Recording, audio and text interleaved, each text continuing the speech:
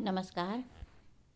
हम एमए उत्तरार्ध के तृतीय प्रश्न पत्र में वाक्य की परिभाषा, प्रकार और वाक्य परिवर्तन के कारण विषय पर बात कर रहे थे, जिसके अंतर्गत हमने देखा वाक्य की परिभाषा।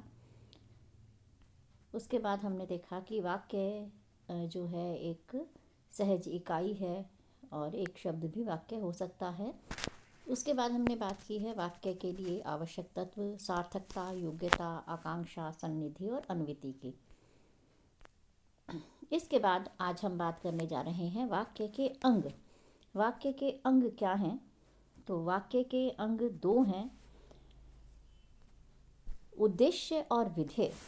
वाक्य के अंग दो हैं, पहला हमने लिखा है उद्देश्य और दूसरा हमने लिखा है विधेय।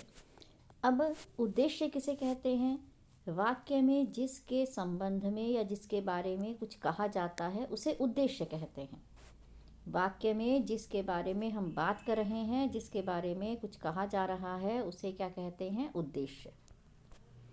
तो पहली बात हुई उद्देश्य की। अब हम बात करते हैं विधेय। विधेय किसे कहते हैं? वाक्य में जिसके संबंध में कुछ कहा जाता है उसे विधेय कहते हैं। वाक्य में जो कुछ कहा है उसे हम क्या कहते हैं? विधेय। जिसके संबंध में बात की है वो तो है उद्देश्य, और जो बात हमने कही है उसे हम कहते हैं विधेय। जैसे राम स्कूल जाता है, यहाँ पर वाक्य क्या है हमारे पास? राम स्कूल जाता है। तो यहाँ राम के संबंध में हम बात कर रहे हैं। यहाँ हम राम के संबंध में बात कर रहे हैं, इसलिए राम क्या है? उद्देश्य।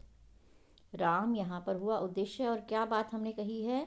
स्कूल जाता है। तो स्कूल जाता है जो वाक्य है वो क्या है? विधेय। तो इस तरह से वाक्य के दो अंग हैं, उद्देश्य और विधेय। वाक्य में जिसके बारे में हमने बात की है, जिसके संबंध में हमें कुछ कहा है, वो है उद्देश्य, और जो कुछ हमने कहा है वो है विधेय। तो ये हुए वाक्य के अंग। अब हम बात कर लेते हैं कि वाक्य की संरचना किस तरह से होती है। तो वाक्य की जो संरचना है वो पदों में होती है। पद किसे कहते हैं? हम बात कर चुके हैं। शब्द ही वाक्य में प्रयुक्त होकर के पद कहलाते हैं। और वाक्य संरचना में मुख्य रूप से हमें चार बातों का ध्यान रखना चाहिए, या ध्यान रखने योग्य चार बातें हैं। सबसे पहली बात है पद क्रम, कि पदों का क्रम क्या होगा। विश्व की अनेक भाषाएं ऐसी हैं जिनमें पद क्रम का वाक्य रचना में महत्वपूर्ण स्थान है। जैसे चीनी आदि जो अयोगात्मक भाषाएं हैं उनमें तो बहुत ही महत्वपूर्ण है, किंतु अंग्रेजी, हिंदी जैसी जो योगात्मक भाषाएं हैं उनमें भी हम पद क्रम के महत्व को अस्वीकार नहीं कर सकते हैं। इनमें एक सीमा तक वाक्य में पदों का स्थान निश्चित रहता है। जैसे हम हिंदी में अगर देखते हैं तो हिंदी में हम देखते हैं पहले क्या है? कर्ता है, फिर कर्म है और उसके बाद क्रिया आती है। पहले कर्ता है, फिर कर्म है और उसके बाद क्या है? क्रिया है। यानी कि जब हमने लिखा राम जाता है, राम जाता है, तो यहाँ पर हम देख रहे हैं, हम इसको कर्म के साथ देख लेते हैं। राम आम खाता है, राम आम खाता है। जब हमने ये वाक्य कहा तो यहाँ पर स्पष्ट है, देखिए, राम कर्ता है, आम कर्म है और खाता है क्रिया है। तो पहले क्या हुआ? कर्ता, और फिर उसके बाद कर्म, और उसके बाद हो गया है क्रिया। तो इस तरह से हिंदी में हम देखते हैं कि शब्दों का क्रम जो है वो निश्चित है। अब हम बात करते हैं अंग्रेजी में। तो अंग्रेजी में भी जो है शब्दों का क्रम, पदों का क्रम निश्चित है। यहाँ पर भी देखिए जो है क्रिया जो है वो बीच में आती है। क्रिया जो है वो शब्द वाक्य में बीच में आती है, जबकि हमने हिंदी में देखा कि क्रिया जो है वो अंत में आती है। अब हम बात करते हैं दूसरी, क्या ध्यान रखने योग्य बात है? अन्वय। हमने पहले भी अन्वय के बारे में बात की है। अन्वय का मतलब होता है अनुरूपता। विभिन्न भाषाओं में विशेषण विशेष्य, कर्ता और क्रिया, कर्म और क्रिया आदि विभिन्न व्यापारिक जो कोटियां हैं उनमें लिंग, वचन, पुरुष के मूल और विकृत रूप आदि की अनुरूपता होती है।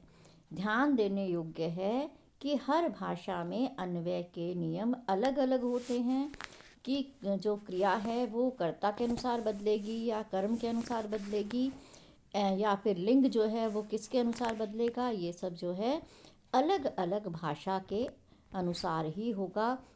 उसका मेल जो है उसका किसके अनुरूप होगी, ये भाषा के अपने नियम होंगे।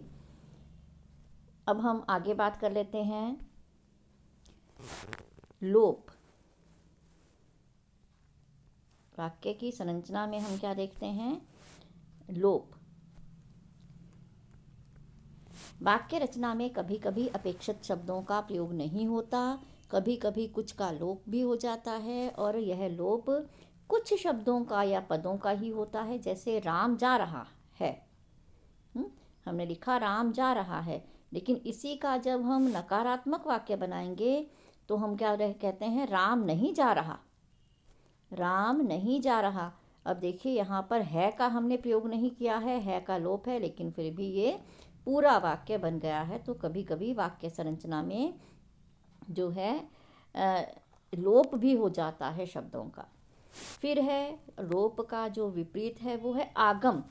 कभी कभी आवश्यक न होने पर अतिरिक्त शब्दों का आगम भी हो जाता है, अनावश्यक रूप से शब्द आ भी जाते हैं वाक्य में। जैसे देखिए वाक्य है हमारे सामने, ऊपर सूरज को देखिए, ऊपर सूरज को देखिए।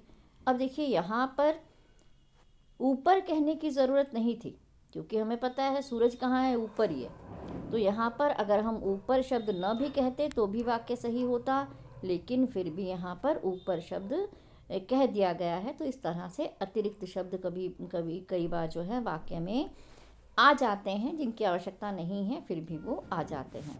तो इस तरह से वाक्य की जो संरचना होती है उसमें हमें जो है 4 बातों का ध्यान रखना है, जिसके बारे में हमने बात की है अभी। पहली बात तो हमने देखी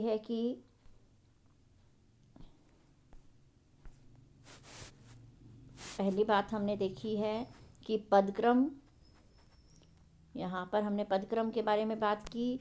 फिर उसके बाद हमने बात की है अन्वय की, और उसके बाद लोप। तो इस तरह से वाक्य की संरचना में इन 4 बातों का हमें ध्यान रखना चाहिए। तो आज के लिए इतना ही हम करते हैं, आगे हम वाक्य के संबंध में और बात करेंगे। नमस्कार।